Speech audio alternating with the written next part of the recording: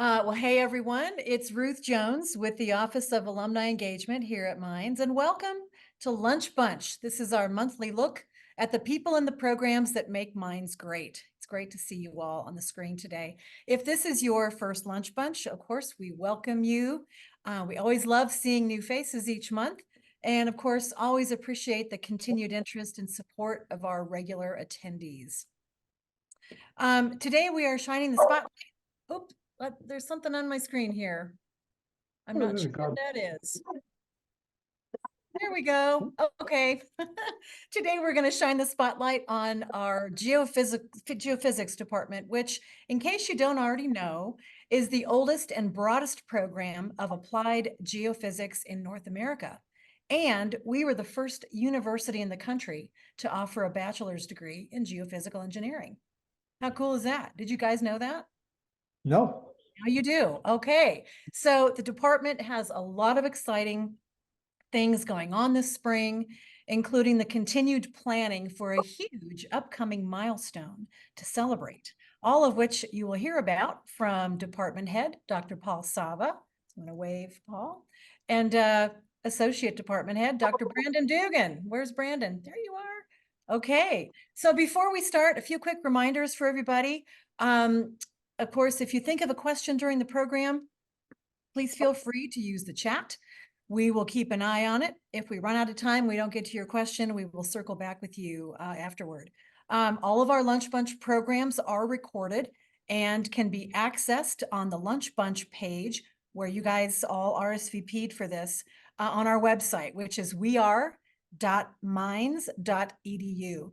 So if you missed a program or you want to listen to this one again or any of them, or you want to share any of our programs with a friend, be sure to visit this page. There's a complete archive of all the recordings going back to 2020 when we were just starting to do Lunch Bunch in a virtual format. So we've got quite a library of programs, and I hope a little something for just about everybody there.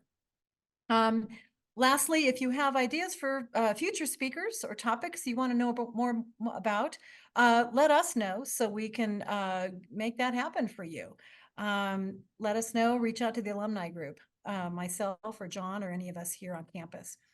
Okay, I'm going to stop talking. It's 12:06. Let's get started.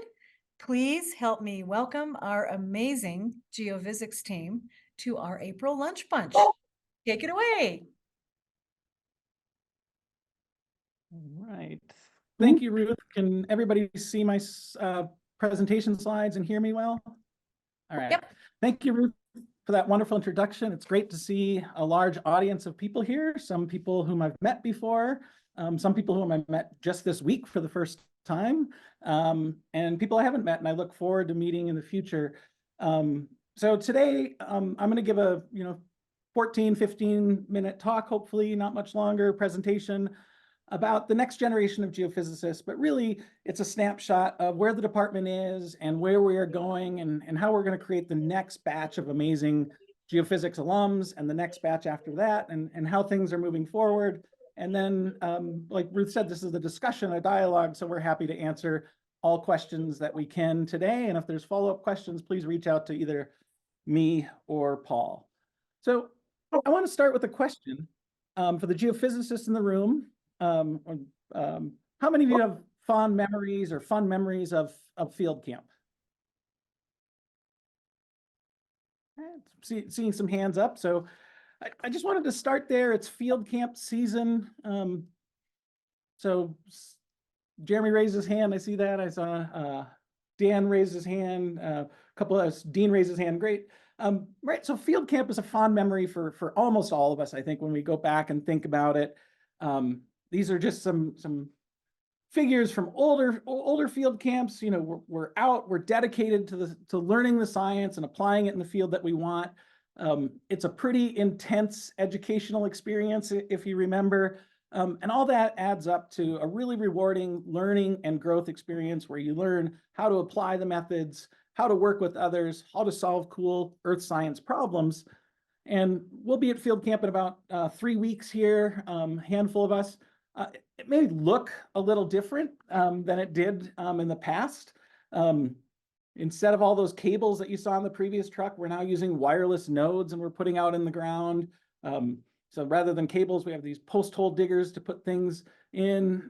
We're doing GPR rather than paper plots. A lot of our data we can look at in real time in computer screens, and then the students still have the same goals and the same learning outcomes that we did 20 years ago, 30 years ago, 40 years ago, 50 years ago, to be the best applied geophysicists in the world, and to be able to enter the workforce, applying their skills and contributing to whatever business or industry they start in. And just one thing, if you do have fond memories and you want to, we do have an alumni reception, May 18th in Steamboat Springs. You're all invited to join us and talk to the current students. They love to talk to you. I think many of the alums like to see what our students are doing and where they're going. We also can bring you out in the field and show you what you're doing. If May 18th or 19th doesn't work and you can come on a different day, let me know. We can accommodate that. If 2024 doesn't work, let us know. 2025 might work or 2026 might work. It's really great to have the professional experience of our alumni come and tell our students how field camp, how the Mines Geophysics program helped them get to where they are today. So just wanted to point out that you are all invited to join us. Just be forewarned, you know, if you want, we might ask you to push a GPR card or put in a node. If you don't want, we won't. We did have PCJ putting some nodes into the ground, and also our provost, Rick Holt. So we've had a lot of participants all the way up to the highest levels of administration. So where do we start? I just wanted to go back. Paul and I have shared this slide with a couple other people, but we're still the geophysics department that was founded almost 100 years ago. We initially focused on geophysics technology and its industrial applications. We still do that. Those applications have evolved, and so we have to evolve with them, and we are maintaining our reputation for hands-on teaching and research. Field camp is integral. People are now bringing in the senior design. Some people are taking the undergraduate projects and bringing them into graduate school research, and it's really this hands-on teaching and learning that I think sets us aside from other programs around the world. We continue to be ranked really highly in geophysics and seismology. The last US News and World Report had us ranked at number 5. So the institution is gaining not only great students and great alums, but we're getting accolades from the broader academic and industry communities around us. And we've maintained active research in earth and energy systems, and we're expanding now into environmental topics. And really, the interface between all of these is really where a lot of things are going, and hopefully I can highlight some of that in the next few minutes. And all of you here are sort of showing this. We're supported by a large and active global professional community. It's the community of geophysicists, many of whom have ties to Colorado School of Mines, whether it's through their own education or hiring or working with them. And that community helps us continue to be a world leader, recruit the best students, recruit the best faculty, and succeed. All good things have some challenges and opportunities. So I just wanted to point those out. One opportunity that the department's really thinking about more recently is most of our incoming students these days have not heard of geophysics. They maybe have used geophysics or seen it, but they call it geology, or they heard it's called geoscience, or they've heard it called energy. So we're working on how to embrace them and engage them in geophysics and show all the wonderful, wonderful things that they can do. Our students, undergraduates and graduate students, really want to have an impact in the world. We've been doing this for almost 100 years, so we can really reel them in that way. One thing that's really exciting in the last sort of 8 years, 9 years, is we've expanded the breadth of our research. Not at the expense of our foundation. We still have very strong seismic reflection, imaging, gravity, and magnetics, but we're building and expanding where we're applying that and making sure our students know that. And that allows us to share and recruit students based on what can be done with geophysics, not necessarily just thinking about what is the definition of geophysics. We're truly interdisciplinary. We take the best. I always recruit students. I say, oh, do you like math? Do you like geology? Do you like computer science? Do you like physics? We take the best from all of them, put them together, and work on great problems. And something else we're working on a lot is increasing engagement on and off campus. And so for any of you who would like to visit and meet some of our students, let us know. You can do it in person when you visit. You can do it on Zoom. We can always find a place. Our students always like to see what has helped you succeed so they can think about making the best of their mind's geophysics experience and carrying it on to the future. So we're continuing to try and recruit the best and brightest. I say continue because I have many of the best and brightest on the screen here today. A lot of our alums are. And our goal is to help them continue to shine, to grow, and to succeed. And so I just want to give you, in the next few slides, an overview of sort of one thing that we changed. In 2018, we switched the curriculum a bit to modernize it, building on our foundations, but adding some new things like computational techniques, data science techniques, things that are necessary to be successful in the field. And then on part of this recruiting aspect, not many students know what geophysics is, so we created tracks that align with words that students, undergraduate students, high school seniors, high school juniors may have heard. So we have 6 tracks to sort of help bring people in and see the types of problems that they can work on. And I'll give you an overview of those now. So these 6 tracks, again, like I said, we build on our strong foundation. So one core of the tracks is energy geophysics. Mines has been known for this in its entirety. And we're expanding. We still have conventional hydrocarbon resources, unconventional hydrocarbon resources. We work on those, but we've created a track to work on those, but also look at other things. How can we contribute to carbon capture and sequestration for long-term storage? So how can we work on environmental problems or societal problems that are interested to people? How do we move sustainably to a new energy system? How do we work on that energy transition? So geothermal resources, what kind of work can we do to understand alternative energy sources and geophysicists, wind energy, even solar energy? When we start thinking about minerals and critical minerals, solar panels require special minerals, our cell phones require special minerals, energy transfer does. And so we created another track in minerals geophysics, right? So we can identify and locate these critical minerals that are needed for so many things that let us operate the way we do in the 21st century. And we can also think about how do we build on past knowledge, geophysical data, working with communities to enable sustainable planning and development.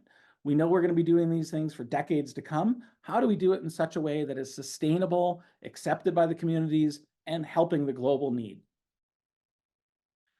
2 other tracks, which are building on other strengths on campus, and geophysics is contributing significantly, are space geophysics. So these are just 2 examples of things that we're working on in space geophysics. Paul can maybe comment on these later. We have people looking at past Martian climates and the present ice distribution. How did that ice get there? When was there liquid water on Mars? How did it get there? We can start to address these questions. We've also had people working on Mars quakes from the InSight lander that happened. So why do these quakes happen on a planet that no longer has plate tectonics? We can also explore the structure of comets and asteroids and think about their composition and how they might provide resources we need for further space exploration. Hazards geophysics, this is one that's personally dear to my heart. I study submarine landslides, do a lot of ocean work where we characterize the sediments to assess the tsunami risk. So where are tsunami risks highest? What might trigger a tsunami? How can we use remote techniques to understand areas at high risk?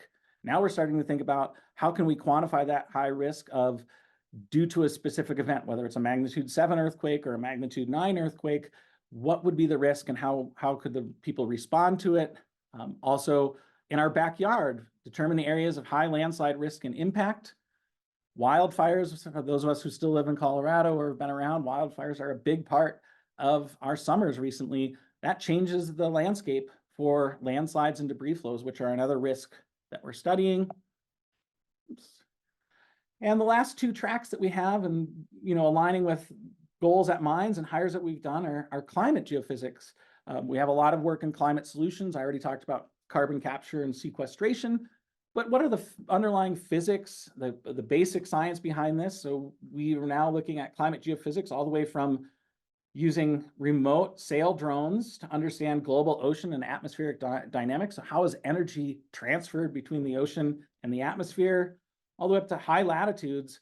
How is permafrost changing, and how does that affect things like the industry in Alaska? How do we get people to and from locations? How does society still get their things? So very societally driven, which drives us into the final track, which is a big push here of how do we work with our communities. This is the humanitarian geophysics track. And it's really, to be successful, we need to work with communities, understand what their needs are, and understand how we can leave them with the skills to continue to do it. And so we've had work in low-cost instrumentation. So how can we provide something to communities in West Africa so they can help locate water? So when they drill a well, and by drill a well, I mean dig one by hand, they have a higher potential to find fresh water that they can use. We have to overcome other constraints like, what if they have intermittent power? What if they don't have big computers? How do we do this? Also expanding into archaeological sites. What's down there? How can we excavate it? How can we learn about past communities, both onshore and some work offshore? So these are all exciting places where we're making advancements and building on that foundation that has been established over the last 98 years of geophysics history. So our students are allowed to select either one of these tracks. They focus in one area, but we also emphasize that they have the skill set to move between disciplines over their career. So if they switch and they later in their career, they started out in minerals geophysics and later want to work on humanitarian problems, they have the skill set to do that. And so they have longevity in their careers. The other thing that we've brought to the table recently here is having our students bring their classroom projects or undergraduate research to fruition. So this is one of our undergraduates, Jude Lowe, who's working on has worked on a couple of different projects, and he was the front page on the 2024 Undergraduate Research Symposium presentation. So we're sharing on campus what geophysicists can do. We also bring this to national and international meetings. So these are two students, Salem and Hussein, who took field camp data from last year and then presented it at the American Geophysical Union. So they're taking field camp data and presenting new science. They actually think they may have discovered a the most northern extent of the Rio Grande Rift that's not surface exposed. So we're doing really cool things in research. I know I'm running long on time, Ruth, I apologize. Just wanted to show you what the faculty look like. These are the people who are delivering the research opportunities, the classroom opportunities, the tracks that make our students succeed.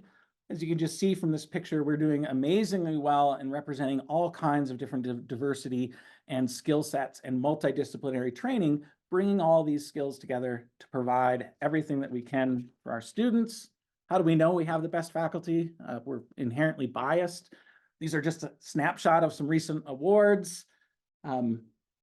BIA's group, new project on ocean surface waves, the largest grant ever brought into mines looking at carbon sequestration in Colorado from the Department of Energy, NSF Career Awards, Geologic Hydrogen Awards, interdisciplinary, so Mathematics Society gave Eileen Martin an early career award for her computational approaches to geophysical problems. And we even have the best adjuncts, if I could say so myself. So Dave Wald, who works at the National Earthquake Information Center, was just awarded with the Presidential Rank Award. And so we're surrounding our students with people who are really leading. And then our students and alums are also winning too. So I think that's a metric for success. One of our alums who then went on to do her PhD at CU, won an award for best presentation.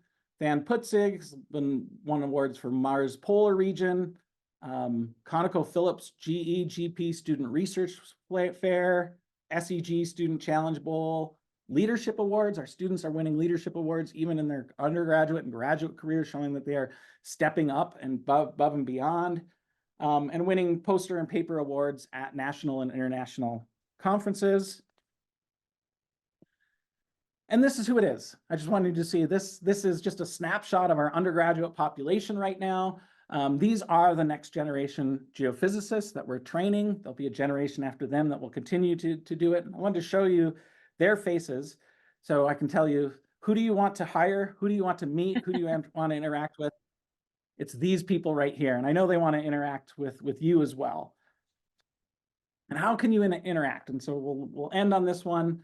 There's multiple ways to engage. Ruth mentioned our GP at 100 initiative. Every year we update this calendar. We have one activity every month dedicated to alums and engagement for Geophysics at 100. Coming up in May, visit field camp. Could be this year, could be next year. Hopefully it's in 2026. We'll have a big celebration in 2026. We have our monthly events shown at the right. We have alumni receptions at international and national conferences.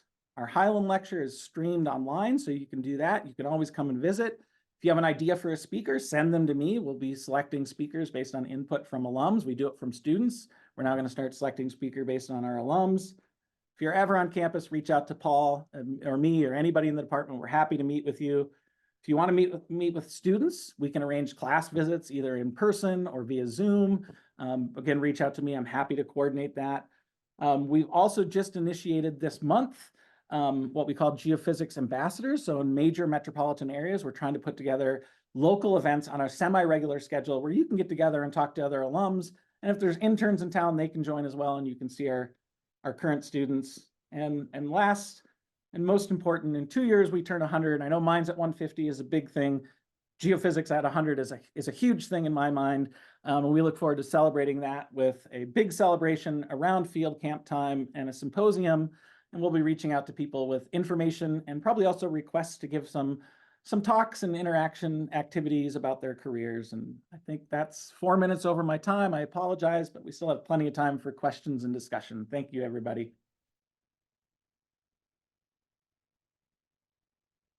Thank you, Brandon. This is great. This is wonderful. So many ways to connect and get the scoop from what's going on from students and faculty alike. Who has a question? Especially the geophysicists on the call.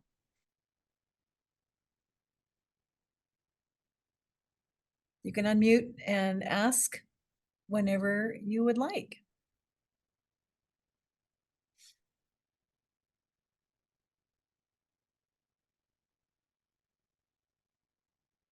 Anybody? I'm just curious. I always have a question. Let's start. So our program being as old as it is, do you get inquiries from other colleges and universities about how we do things, why we do things a certain way, or anything that, would help them to establish or enhance their own program? Yeah, so Paul might be able to add a little more detail here, but John Bradford, who is also geophysics faculty, but he's also the vice president for global initiatives. Most of those contacts come through him, but we've helped develop curriculum, geophysics curriculum at other universities. We've talked about training opportunities for other universities. So it's everything from building a curriculum from the ground zero. We worked with a department in Peru, thinking about how they would get accredited because we're accredited. How would they do that?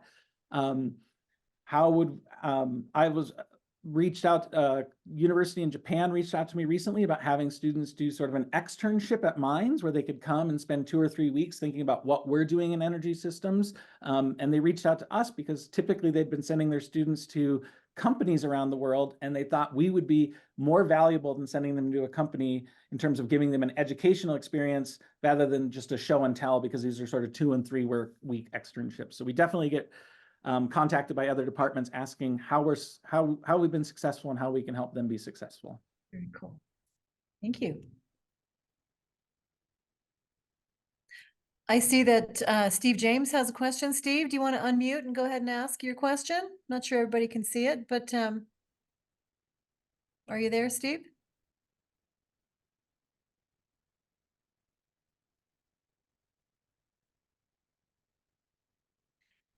Okay, I don't Sorry know. about that, Ruth. Oh, I got a that's okay. phone call just That's right okay. after I posted my question on chat. Yeah, So that's I'll okay. go ahead and read it for everybody. I was curious if, if any of the alums from the geophysics department have taken their skills and used it professionally for archaeology. So I know of 2 students who've been working on geoarchaeology for their graduate programs. One just finished their master's degree. Will walk across the stage this semester. Another one's continuing on a PhD. And so they've been working with museums. I think if I could, Ryan North is probably the one person on this call who may have done some archaeological work in terms of real job. Ryan, do you want to comment on that? Sure. So I actually taught geophysics to an archaeology field school for 3 years. in like 2007 to 2009. And I've done lots of surveys all over the world. Most of them are for clandestine burial recovery with like the Department of Defense, POW, MIA Accounting Agency, or NecroSearch International. And so I teach a class for NecroSearch most summers on clandestine burial detection. Thank you, Ryan. That's really cool. Thank you. Awesome. I see another question in the chat. I'll go ahead and ask it if that's okay. The question, and forgive me if I'm mispronouncing your first name, Nesmetin? Are calling from Turkey. How cool is that? Would you like to unmute and ask your question? Sure, why not? Actually, okay. Thank you. Yeah. Thank you, Dr. Dogon. I appreciate your presentation, and I am happy. This is almost not midnight, 9 o'clock, 9 p.m. in Turkey, 9:30. I would like to ask if AI, artificial intelligence, is in favor in pros for geophysicists, or in again cons, pros and cons for geophysicists on AI. Yeah. Yeah. Since it is Wonderful question. Yeah. Thank you very much. Have a Wonderful good, question. have a good Thank day. you for joining us late in the evening. Thank you, Doctor. Thank you very I much. love it. So I think I'll try to answer this two ways, and then maybe Paul can add in his thoughts. But I think two things that we've changed. One was when we revamped the core originally in 2018, was we made sure that there's a computational through line through all of the courses. Starting in freshman year, we're building their computational skills. We're reinforcing them in sophomore year. We're expanding them in junior year, and they're becoming mastery experts in sort of those things. And in addition to sort of standard geophysical computation that we thought of, but also things like data science and geostatistics. So how do we start building with big data sets and working with large data sets? You know, many of us used to think a gigabyte was a lot of data, and now that's a petabyte's a lot of data now for people. And so AI is coming in to the curriculum, and we have AI and machine learning courses on campus where students can sort of understand the theory behind it. We are now doing a machine learning based inversion course that will be offered for the first time next year. So we're starting to teach domain expertise with artificial intelligence and machine learning. And I think that's a big pro in terms of what we're doing, is making sure people have domain expertise and also a background knowledge about how these systems work. And I think the con is I've seen people use machine learning and AI, but they don't have the domain expertise.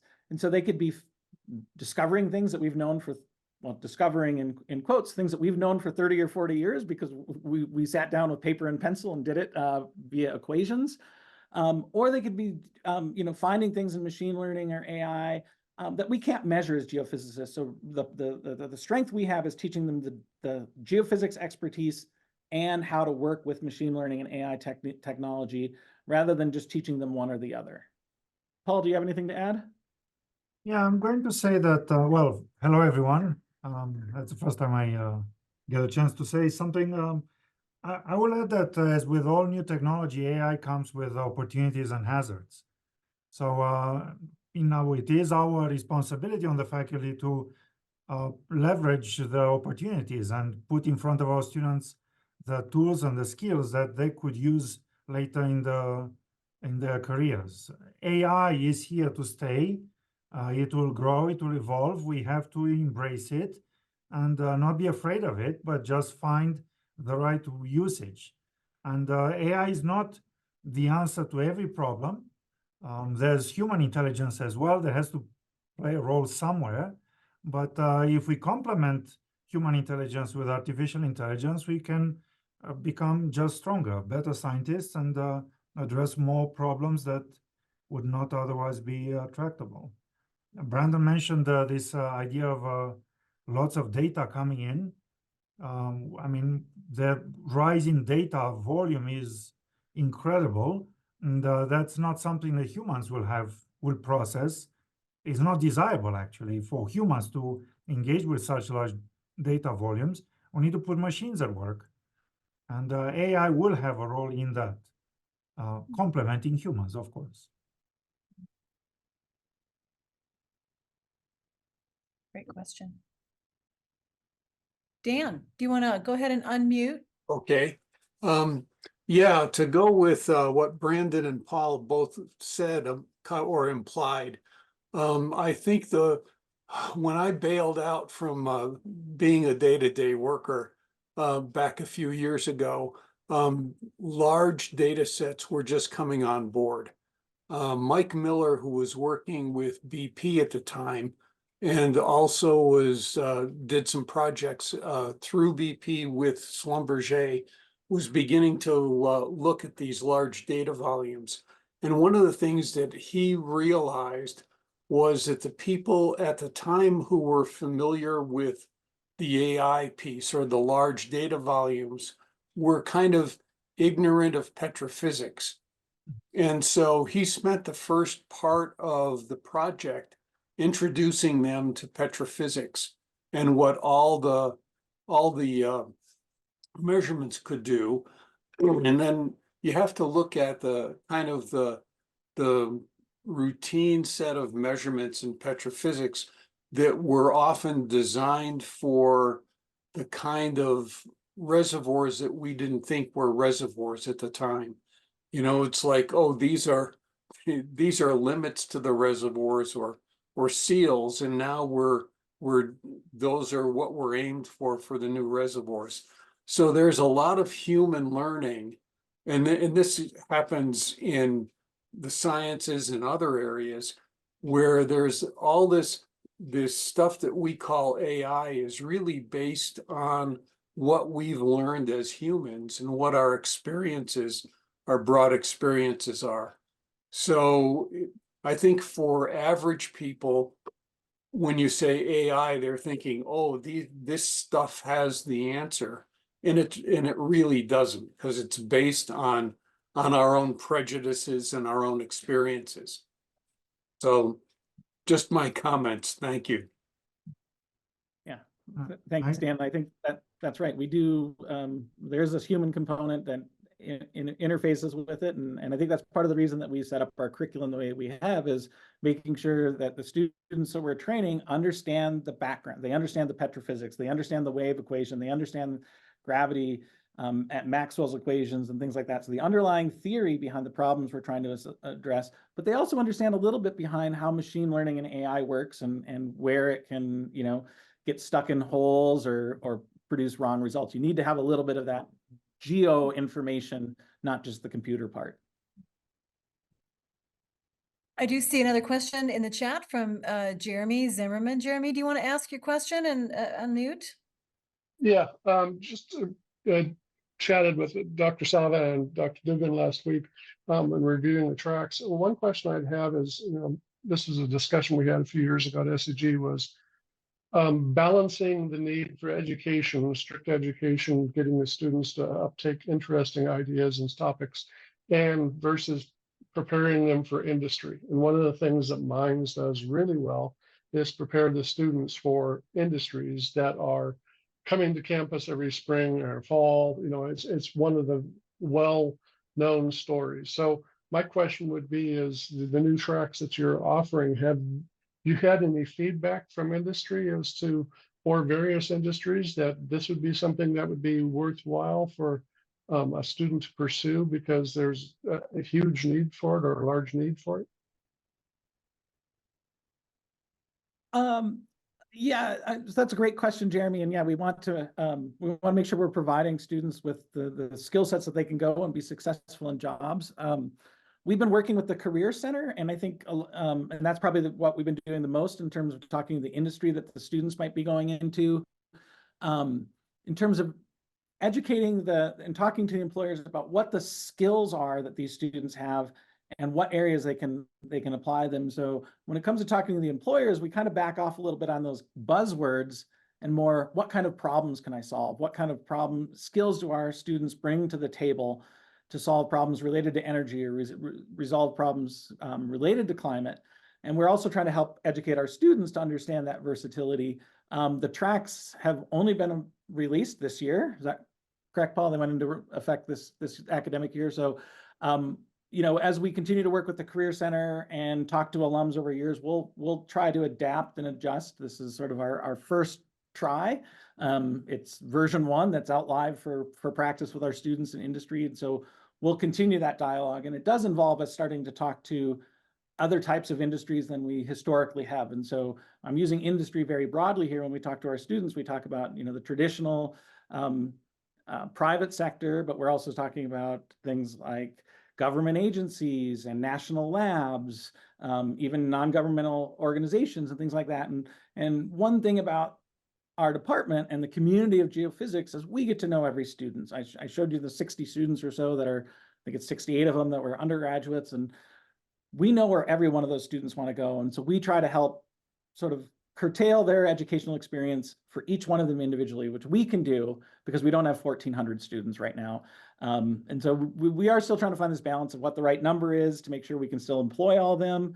And part of that will be continuing to talk with different industries and getting their feedback. Thank you.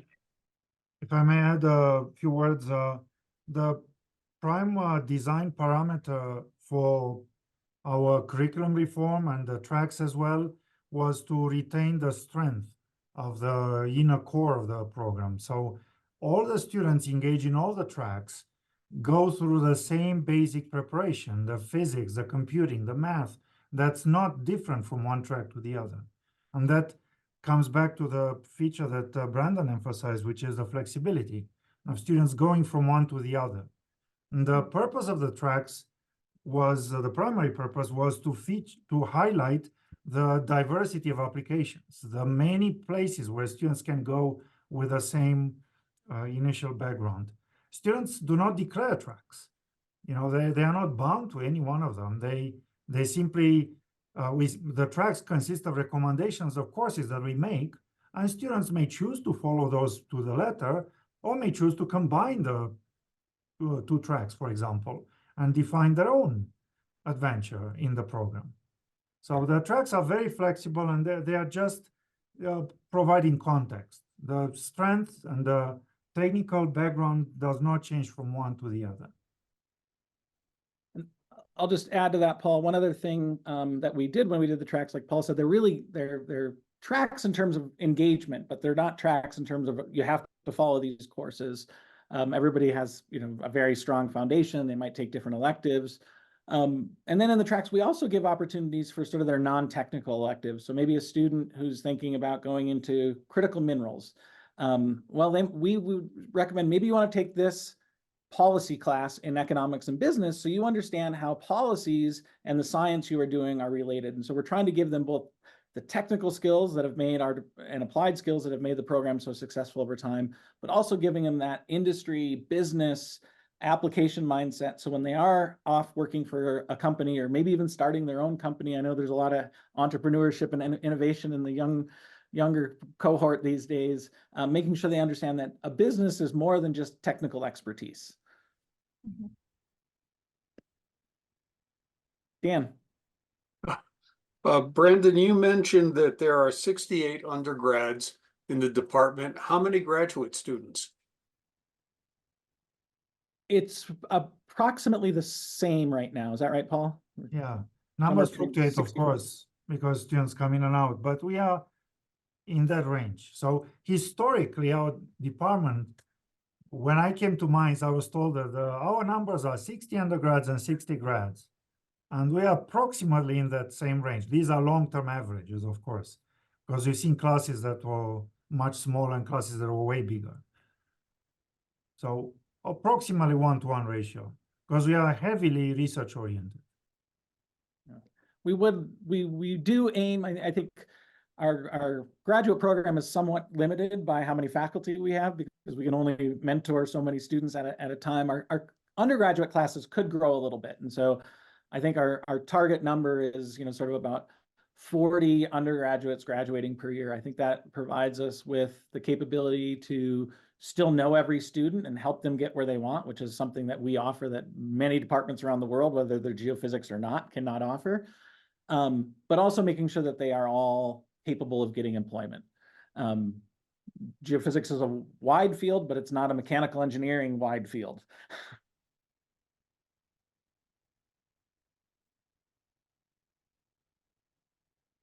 I would like to say too, unless you all on this call have been living under a rock for the past year, you know that this year is Mine's 150th anniversary. It's a big deal. We're all celebrating and very proud of that. It continues through this semester and through the calendar year. Similarly, Brandon and Paul, the geophysics department is about to hit a huge milestone with your 100th anniversary in 2026. So tell us more about what you're going to do and how you want to celebrate, what that looks like, how people can get involved, what to watch for, kind of all of it, because it's pretty cool. Yeah. I think, you know, the starting point would be going to the Geophysics at 100 website. I don't know the URL off the top of my head, but if you type Geophysics 100th anniversary, you'll get there. I did it this morning. And you know, that's part of the reason of developing these monthly activities is try to give people different opportunities to engage. Some people will have time in June, some people will have time in October. And some people will want to, you know, come for a scavenger hunt that we do in January virtually, and some people will want to come to field camp in May. And we understand everyone's got different things. And in each one of those events, we'll try to give more information about what's going to happen in 2026. Paul and I chatted briefly about this morning. Thank you, Melinda and Paul, for putting the URL in the chat. We'll probably do something around homecoming this year as well. With Mines at 150 having a lot of activities, we'll have a geophysics, we'll give more activities, but I think in 2026 around field camp time, so you know, either at the start of field camp or the end of field camp, we'll probably have a couple of a day symposium. I'd like to have the undergraduate students present what they learned at field camp that year. But I'd like to invite a lot of alums, and some of them to give technical talks, some to give historical talks and historical perspectives. But I'd really like it to be a celebration of all that we've done in the last 100 years, and thinking about what great things we can do in the next 100 years. And it's not that well ironed out yet. Probably 2.5 day symposium. We'll be gathering ideas ourselves, but if other people have, you know, been to some wonderful event recently and saw something, we need to hold a golf tournament. We need to hold a golf tournament. I don't know what it is. I don't play golf, but I can hit a golf ball maybe. But we're open to ideas, and I think we'll probably put some feelers out for input as well, because we want to make it something that everybody can enjoy. You know, it's the same thing when I design things for undergraduates. Paul and I have lots of discussions that say, oh, we should do this for the undergraduates. And then our next statement is, oh, we should go check with the undergraduates and see if that's something they're even interested in. So we're not going to create this in a vacuum. This is for the geophysics community. So we welcome input from the geophysics community. I will add to that one of the things we wanted to do with our 100th anniversary is not to make it a delta function and have only one thing that happens in year 2026. We want to have the sequence of events that engage the community and build up towards that. And we do that with activities. We started an endowment for field camp that we are building towards, and we are trying to strengthen all that, strengthen overall the program and the connection between us currently at Mines and the alums throughout many years. In fact, Melinda, who is shy and doesn't show her face with us today, was the one who outlined this one event per month idea, and we are doing it. We've done it last year, we've done it this year, and we continue. Oh, there she is. Thanks, Melinda. Well, I was eating my lunch, so decided Paul didn't need to be a part of that. So GP at 100 is a process, right? It's not just an event. Awesome. So I will throw in, I'm working on an underground tour of mines because we have old seismic records buried in the basement at Chauvenet. And when I went through there and you look at the old steam tunnels and the old, all of the processes in there, pretty interesting. And so I think it'll either be around a homecoming thing or maybe a Halloween thing for its haunted tour of the Chauvenet basement. But we'll be inviting alumni to that because we have seismic records that we can give out. So if you were born between 1962 and 1986, you can probably go home with your own seismic records from the day you were born. Yeah, we just have a lot of things going on. I'm an 88 graduate and I'm always amazed at how much I find all around mines. It's very interesting. I would love that. In fact, I'm going to tuck that in my back pocket and share it with our homecoming team. Maybe we can incorporate that into our agenda for the weekend. Special, special behind the scenes tour, underground tour. That would be super fun. I think it would be it's Oh yeah. there with the right now the drama club uses that space of all things. And there's dead end tunnels with iron bars. And it's like being underground in Paris almost, it's just crazy. So yeah, we will make sure that we all have a chance to go through there with flashlights. No, just kidding. Super fun. Oh, good. Any other questions or comments to share before There's a we comment in chat.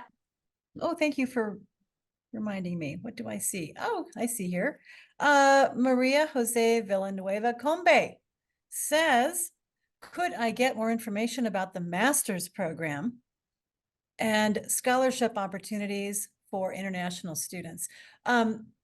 Melinda, maybe you could put the appropriate link in the chat, or I can just make note and send you some information that maybe you can share with me, Melinda. Get him connected on, yeah, that would be wonderful. Sure.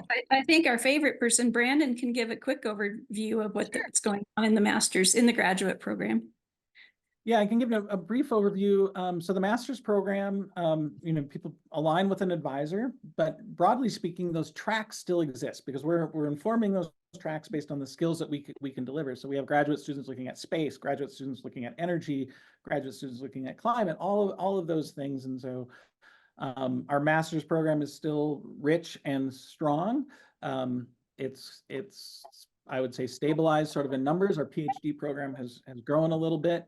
And we do have scholarship opportunities for or fellowship opportunities for many of our students. And I'll just give a pitch for one of them. We just this fall, so fall of 2024, we'll have our first GU Major Opportunity Fellowship awardee. So this was a fellowship that was created by Yvonne Gu in honor of her parents, both of whom did graduate degrees in geophysics with Dr. Major, and they wanted to give back to the community. And it's really emphasized on bringing international students in, just like her parents, to come try something new, leave their home country and grow and be successful. I think I talked to a lot of our graduate students. We have a very international, very diverse graduate student population. They all feel welcome. They all feel comfortable. It is part of the geophysics family that we like to call ourselves. Wonderful. Thank you for sharing that. Anyone else have a question or comment to share?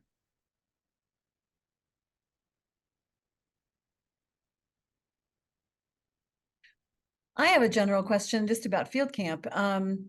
You guys, I know this has been going on for many years. Do you typically go to the same locations every year? And if so, why? And if you don't, are there places that you'd like to go that you've never been? So we don't go to the same place every year. And I think there's many reasons for that. I think we could probably ask everybody in here. We probably get 6 or 7 or 8 different places where people have gone to field camp. We've gone to Fairplay, South Fork, the Collegiate Range, Pagosa Springs. During COVID, we stayed in Golden, and now we're going to Steamboat. And I think one is for enthusiasm for the faculty who are teaching it, going somewhere new and looking at a new problem. The other one is for our students, because this is really, we now teach it as an open-ended experiment. So the students go out and most of the geology and geophysics that we know about Steamboat is from a map that the USGS made in the 1930s. And then a master's student at CU did a magnetotelluric survey in the 1970s. Those are the only studies there. So we're going out and creating new opportunities, and then piecing it together maybe over 5 or 6 or 7 years. We build up a reputation with the community. We do outreach events there. And then it's probably time to move somewhere else because we get new geology, new problems to solve. And there are places that we've discussed. The time of year in Colorado makes it a little bit tricky. Last 2 weeks of May can be 90 degrees in some places and 3 feet of snow in other places. So Melinda's smiling over there because she's been involved in a lot of these discussions. We've talked about going to the Glenwood area and looking at the springs there. I would love to go to Durango and do some work there, but a lot of it depends on timing and seasonality, and things like that. And so this will be our 3rd year in Steamboat. My guess is we'll stay there for, probably in the 6-7 year range. Probably around year 5, we'll start exploring other places to go because it does take a lot of effort, primarily on currently Melinda's effort to try and find locations where we can house 30 students, 15 faculty and staff, geophysical equipment, all these other things. And it's really quite an activity. One of the exciting things about Steamboat is working with Colorado Mountain College. And so that's been a bond that Melinda helped integrate. So we're working with another local college as well. That's wonderful. Yeah, I imagine that's a challenge for all the reasons you just said. I would put in a plug that no matter where you go, we always appreciate and hopefully can continue to invite alumni to participate and be part of what you're doing, especially in areas where we have alumni living there year round. Durango's a good example. We've got a pretty strong ore digger population there. They would love it, or just a chance for everybody to gather. And I don't know, my colleague John Griffin is on the phone here too. When we travel for alumni events across the country, whenever there are students involved, that's kind of the secret sauce, right? Love to know what students are doing, and great networking goes on, and very rich conversations and connections. So I encourage you all to keep us posted so we can promote what you're doing and continue to make the whole alumni network the strong and wonderful thing that it is. Any other last comments? I wanted to put in a quick plug as we begin to wrap up, and I'll throw this back over to you, Brandon and Paul, in just a minute. Next month's program, many of you are well versed in the whole lunch bunch thing, but of course, the 3rd Thursday of the month. So May 16th will be our May program, and our featured speaker will be Dr. Scott Hauser from the Econ and Business Department. Lots of things happening there, new programs, bachelor's in business engineering and management science. That's kind of a new wrinkle to some of the things they've been doing, but all in the vein and in the realm of increasing business skills for all of our Mind students. So you'll want to tune in and hear what Dr. Hauser has to say, meet some of the faculty, and learn about the student research that's going on in mineral and energy economics. So big topic. Again, that's on Thursday, May 16th, 12 to 1 right here. And you can register on the weare.minds.edu page. With that, I'll throw it back over to Brandon and Paul for last comments, and then we'll close out. Any last words? I'd just, like to thank all of you for giving up your lunch hour or maybe your bedtime hour, depending on where you're located, to learn a little bit more about what's going on in geophysics. It's a wonderful department. I moved here 8 years ago. One of the best decisions of my life. It's always great to meet people who were here before me, and think about what we can do moving forward. So reach out anytime. We're always happy to learn what you're doing and what you're interested in. And what we can do for our students. The people who've been out practicing business can help us give our students what they need to excel. They have the capability, and we help them make the opportunities. And I will just add that to what Brandon said, that the door of our department is open. If you have the opportunity to come and spend time with us, we'd be happy to host you, introduce you to the new things we are doing, connect you with students. It's great to have alums be close to us. And thank you for all your support. All right, well, with that, everybody, thank you for joining us. This concludes this month's program. We'll see you in May. And as always, go Ore Diggers.